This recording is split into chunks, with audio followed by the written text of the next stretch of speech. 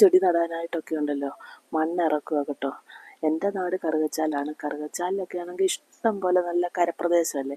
ഇവിടെ വന്നപ്പോഴത്തേക്കിന് ചെടി വെക്കാനായിട്ട് മണ്ണിറക്കണം.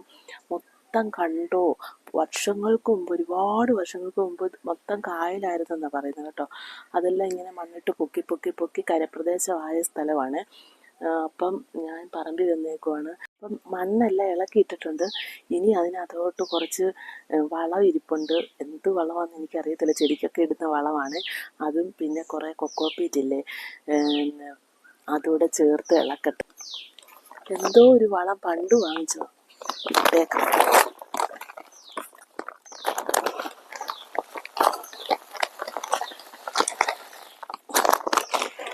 ചകിരിച്ചോറുണ്ട്, ചകിരിച്ചോറ്.